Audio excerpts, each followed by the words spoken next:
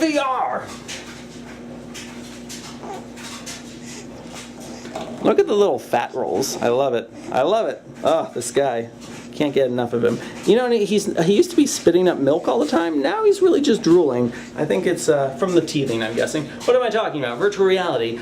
This week was fun because I got to work a bunch on Wisconsin, which is actually the project I've done the most VR work for. Kind of tricky because I'm not sure how well my office is being paid for it, but it's a great test study, great test case, and I keep kind of refining my app and making things better. So the app that I actually ended up releasing today, today's Monday, has seats you can choose, like pick any seat in the hall, very clean diagrammatic rendering, but still clear and spatial. You can pick any seat on the stage. You can look at things that can be toggled on and off. There's like banners that we wanted to see. So you just look in that general direction and click, turns on and off. I have it so if you tilt the phone upside down, you can go into like a presentation mode, especially if you're going to use Chromecast. The Oculus Rift has gotten so good now at being able to have a mirror of what you're seeing on your eyes. I'm not sure how much it affects the rendering. I haven't seen that big of a hit, but it'll do like a single camera version of what your eyes are seeing. So that's really good for presentation. So you can see the depth perception, looking around stuff. Everyone else can see like a video game version of that, a single screen thing. And so to mimic that on Chromecast, I've had a thing with the phone where when you flip it upside down, it goes to that single screen version. And actually I swapped over from using Dive to using Google Cardboard because I never really gave that a chance. And this seems to be working great, and also has the added benefit of having like some built-in configuration for different kinds of headsets. So that's really good, and that's working really well.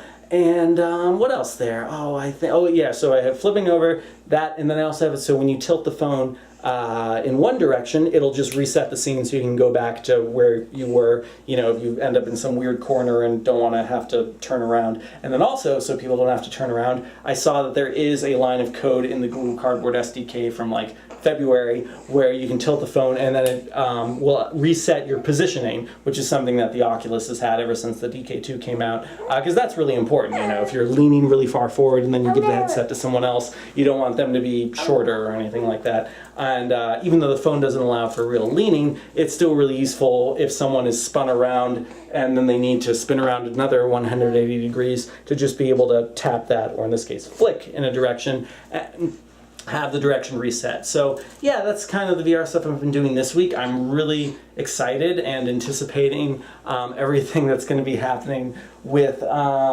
Equinox. Any moment, really, I'll be sent all the materials for my first project. I told them I would do the first thing for free, but actually there's going to be a little bit more work than I was anticipating because I'm actually going to have to model everything from scratch. I thought it was going to be like, hey, here's the 3D scene with everything in it, add some materials, light it, take a render. But it seems like it'll be a little bit more than that, so, you know, we'll see as a budding freelancer what the best way is for me to charge for that and, you know, have a happy working relationship, because this could be a lot of fun and a really cool opportunity for me to expand my rendering and VR horizons, especially now that I've got an awesome render farm set up. I talked about that in the house section.